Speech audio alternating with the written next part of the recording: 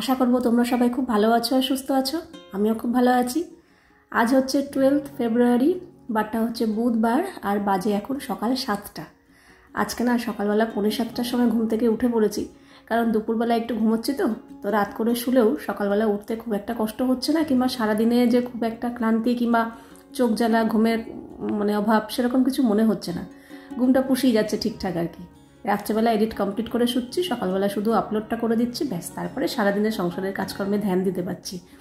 এটা করাতে আমার খুব সুবিধা হচ্ছে, কারণ আগে না আমি এডিটটা সকালের জন্য ফেলে রাখতাম, আর সংসারের কাজ করব নাকি এডিট করব, দুদিকে আমার ঘেটে হয়ে যেত, প্লাস ভিডিও টাইম মতো দিতে পারতাম না। তো এখন এটা খুব ভালো হয়েছে। তবে হ্যাঁ, জোর করে রাত্রেবেলা করি না। যখন দেখি একদম পারছি না, ঘুম পেয়ে যাচ্ছে, ভুলভাল হয়ে যাচ্ছে, তখন রেখে শুয়ে পড়ি। বাকিটা সকালবেলা উঠে করি, অতটা প্রবলেম হয় না। তো এই তো আজকে সকালবেলা উঠে ফ্রেশ হলাম। ফ্রেশ হয়ে এক গ্লাস জল খেয়েই সবার প্রথম যে কাজটা করছি সেটা হচ্ছে মাথায় তেল দিচ্ছি। কারণ আজকে শ্যাম্পু করব, বাথরুম পরিষ্কার করব। এখন তোমরা হয়তো ভাবতে পারো যে কি ব্যাপার, শনিবার করে তো আজকে আবার বুধবার কেন করবে? তার কারণ হচ্ছে গত সপ্তাহে বুধবার দিন করেছিলাম, ওই একটু টাইমটা উল্টোপাল্টা হয়ে গেছে আর কি। তো তাই জন্য বুধবার যখন করেছিলাম, তাহলে এখন ইদানিং একটু বুধবারই চলুক। আবার যখন কোনো সমস্যা আসবে, বুধবারের জায়গায় অন্যবার হবে, তখন আবার ওটাই ধরে রাখবো। তো তাই জন্যই আজকে তেল দিয়ে দিলাম। আর হ্যাঁ, তোমরা অনেকেই আমাকে জিজ্ঞাসা করেছো, দিদি তোমার চুলটা অনেকটা লম্বা হয়েছে। সত্যিই তাই, আমার চুল খুব তাড়াতাড়ি বাড়ে। আমি নিজেই বলছি, আমি তো নিজে বুঝতে পারি। আমি চুল কাটার সঙ্গে সঙ্গে খুব তাড়াতাড়ি আমার চুল বাড়ে। তো বেড়েছে ঠিকই আছে। আর আমি কি তেল ব্যবহার করি সেটা তোমরা অনেকে জিজ্ঞাসা করেছো। আমি, তাতান, ইন্দ্র তিনজনেই কিন্তু আমরা এখন বাজাজ আমন্ড হেয়ার অয়েলটা ইউজ করি আর কি। তাতান, ইন্দ্র আগাগোড়াই ওটাই ব্যবহার করতো, আমি মাঝখানে মামাআর্থেরটা করতাম। তো এখন আবার এই বাজাজ আমন্ড হেয়ার অয়েলটাই ইউজ করি। তবে হ্যাঁ, সপ্তাহে একদিনই এরকম শ্যাম্পু দেওয়ার আগেই করি আর কি। তো তেল দেওয়া হয়ে গেল, বেশ ভালো করে চুপচুপে করে তেল দিয়ে চুল টুল আঁচড়ে এবার চলে এসছে গাছে জল দেবো। তাতান, ইন্দ্র কেউই এখন ওঠেনি এত সকাল সকাল। তো তাই জন্য ভাবছি আমি আমার কাজটা যতটা ডাইনিংয়ে আর বারান্দায় অন্যান্য দিকে সেরে ফেলা যায় আর কি। বাইরেটা ঝাড় দিয়ে, দুয়ারে জল দিয়ে, বেসিনটা পরিষ্কার করে, ঠাকুর বাসন মেজে, ওদিকে যার যেটুকু করার করে গাছে জল দিতে এলাম। তারপরে এরা সব একবার এক এক করে উঠবে, বিছানা তুলবো। তারপরে যাব সকালের খাবারের দিকে। সকালের খাবার বলতে সবসময় চেষ্টা করি একটু হেলদি অপশান রাখার। এবার মাঝে মাঝে একটু মুখের স্বাদে কিংবা জিভের স্বাদে কিংবা প্রয়োজনে একটু হয়ে যায়, কিন্তু সবজিটা রাখার চেষ্টা করি। তো আজকেও তাই, এখানে বিট, গাজর, বিনস, পেঁয়াজ, কাঁচা লঙ্কা সব ভালো করে ধুয়ে ছোটো ছোটো করে টুকরো করে রেখেছি। এটাকে ভালো করে মিহি চপ করব। একটুখানি কয়েকটা কড়াইশুঁটি রেখেছি, আর একটু আলু ভাজার মতো জিরি করে আলু কেটেছি।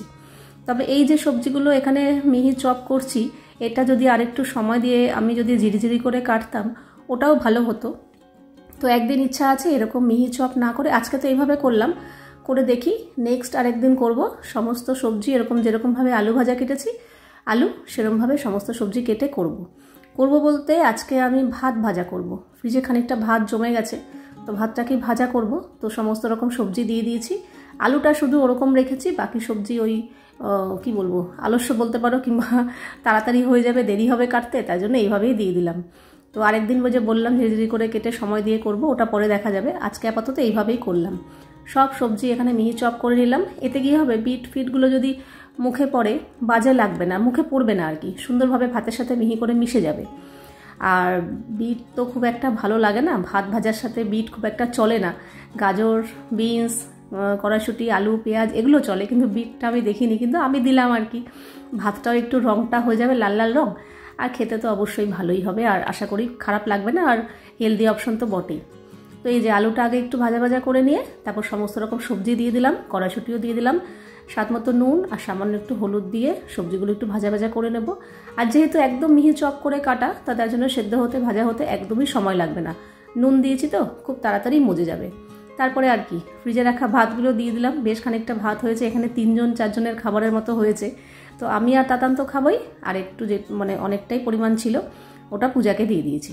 আর ইন্দ্র তো সকালবেলা বাড়িতে থাকে না, ও বাইরের খাবারই খায়, ঘরে খায় না আর কি।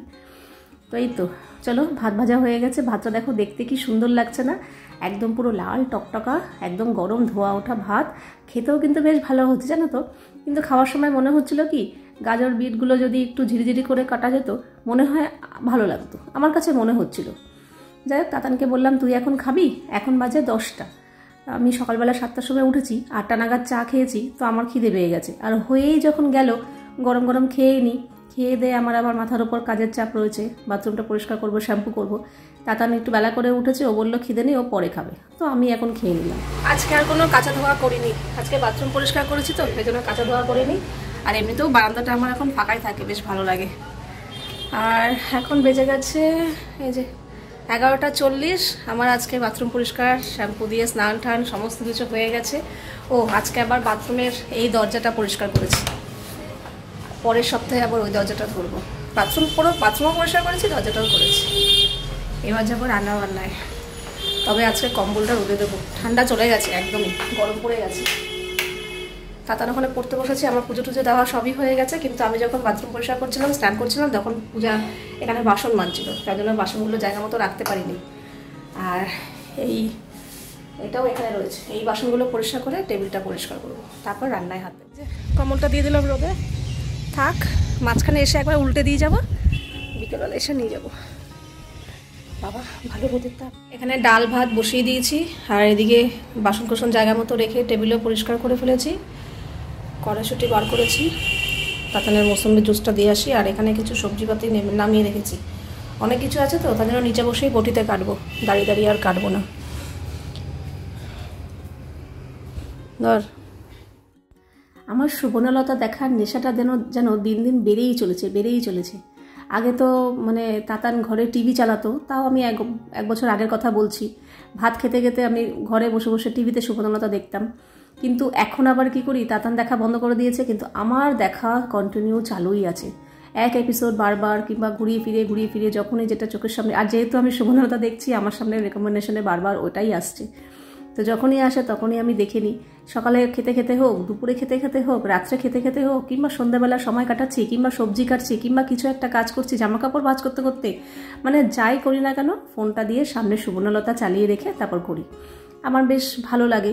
আমার পুরোটা বলবো না, সে তো আগেকার দিনের সিরিয়াল, অনেকটা না আমার মিল পাই আমি, মানে কি বলবো, ভালো লাগে আর কি, একদম মন ছোঁয়া সিরিয়াল বলতে পারো। এরকম সিরিয়াল, আমি সিরিয়ালের খুব একটা নেশাই নেই, আমি তো টিভি সিরিয়াল কিছু দেখিই না, কিন্তু এই সুবর্ণলতার নেশাটা একদমই ছাড়তে পারি না। আমার যে কি ভালো লাগে, আর ওই অনন্যা চক্রবর্তীর অভিনয়, ওফ দুর্দান্ত অভিনয়, মনে হচ্ছে কি পুরো ওই হচ্ছে সুবর্ণলতা, এরকম মনে হয়।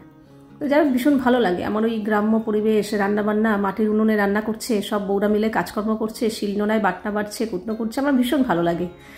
তো ওটাই দেখি, এই এখনও সবজি কাটতে কাটতেই ফোনটা চালিয়ে সুবর্ণলতা চালিয়ে দেখবো, আর এখানে সবজিগুলো করতে থাকবো। অনেকগুলো সবজি আছে, কিছুক্ষণ সময় লাগবে, মোটামুটি একটা এপিসোড তো দেখবই, যেটুকু হবে, বাকিটা আবার ফোনটা উপরে ভাত হয়ে গেছে, ভাতটা উপর দিলাম, ডাল সেদ্ধ হয়ে গেছে।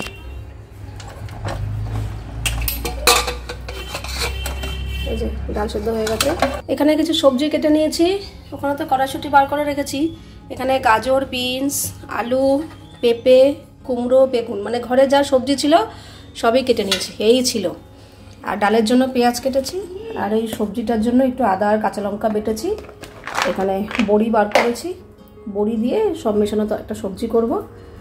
আর আগের দিনের ডাটালু পোস্তটা অনেকটা আছে। আমাদের না প্রত্যেকবার ওই হলুদ গাজর আনা হয়, কিন্তু এবার না ইন্দ্র লাল গাজর এনেছে। এই যে বলছে কি লাল গাজরটার দামও বেশি, তো আমি তো ঠিক জানা নেই যে কোনটা দেশি কোনটা বিদেশি। এতদিন ও বলছে কি এতদিন জানতাম হলুদটাই দেশি গাজর, তাহলে লালটার দাম বেশি কেন, বুঝলাম না ঠিক। তো এবার না লাল গাজর নিয়ে এসছে, তো তোমরা একটু বলো তো যে কোন গাজরটা কি, মানে ব্যাপারটা কি হলুদ আর লালের মধ্যে, আমি ঠিক বুঝতে পারছি না। লালগুলো বেশ বড় বড় হয়, হলুদগুলো ছোট ছোট হয়, কিন্তু মানে হলুদ হয়। ও ফ্রিজে আছে, এখন বার করে দেখে নেয়। তো এই তো চলো আগে ডালটা সম্বার দিয়ে নিই, তারপর সবজিটা বসাবো।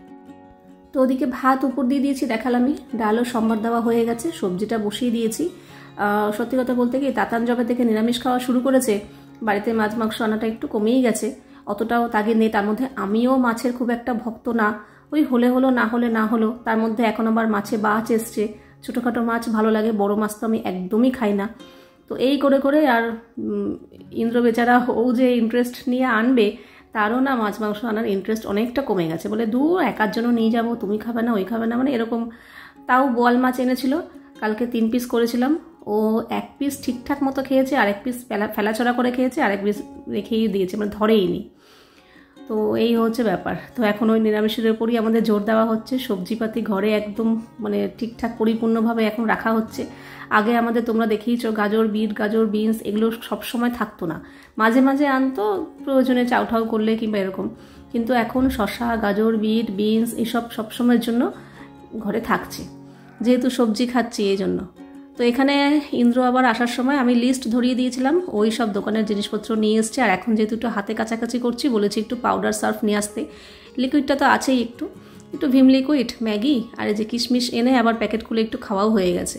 শুকনো লঙ্কা এনেছে, আর লিখেছিলাম জিরে গুঁড়ো, নিয়ে এসছে গোটা জিরে অনেকটা আছে। তো এটা বলেছি আবার রিটার্ন দিয়ে জিরের গুঁড়োর প্যাকেট নিয়ে আসতে। শুকনো লঙ্কাও অনেকগুলো নিয়ে এসছে। এখানে এনেছে একটা পাঁপড়ের প্যাকেট, লঙ্কার গুঁড়ো, ধনের গুঁড়ো, চা পাতা, একটা কড়াই মাজার তার, আর পোস্তর প্যাকেট আর চাল। এই তো এই কটা জিনিস নিয়ে এসছে। ভালোই হয়েছে, আমার কাজ কমেছে, আমার আর যেতে হবে না। তো এখানে রান্নাবান্নাও কমপ্লিট করে সব খাবার টেবিলে নিয়ে নিয়েছি, ভাত হয়ে গেছে। আর এই হচ্ছে আগের দিনের একটু উচ্ছে কুমড়ো ভাজা ছিল, বার করতে ভুলে গেছিলাম, তারপরে বার করে গরম করলাম। সজনে ডাঁটা আলু পোস্ত এটাও গরম করেছি। আর আজকে আমি করেছি হচ্ছে এই যে পেঁয়াজ সম্পার দিয়ে গরম গরম একটু পাতলা করে মুসুর ডাল, আর করেছি হচ্ছে সব মিশানো তরকারি। এতে একটু বড়ি ভেজে দিয়েছি। এই যে সমস্ত যা যা সবজি দেখলে কুটেছি সব দিয়েই করেছি, পাঁচফোড়ন সম্বাদ দিয়ে। তরকারিটা বেশ ভালো হয়েছিল খেতে। তো এই হচ্ছে আজকে আমাদের দুপুরের লাঞ্চ মেনু। আর একটু স্যালাড কাটবো সেটা পরে, আর হচ্ছে গন্ধরাজ লেবু, ব্যাস। শুধুটা এত ভালো হয়েছে, আলু দাও না দুটো। আলু আলু ঘেটে ঘেটে গেছে, দেওয়া যাবে না, তাও আবার আগের দিনের সবজি গরম করেছি। ওর বাবার খাওয়া হয়ে গেছে, গিয়ে শুয়েছে, আর আমরা এখন খেতে বসেছি। আর আমরা এখন রেগুলার খাতে বলছি, রেগুলার খাতে ভাত পাতে, কিন্তু আমরা এখন রেগুলার স্যালাড খাচ্ছি। এই যে আজকে স্যালাডে আছে শসা, পেঁয়াজ, টমেটো, বিট, গাজর। ভাত কম খাচ্ছি, সবজি বেশি, স্যালাড বেশি।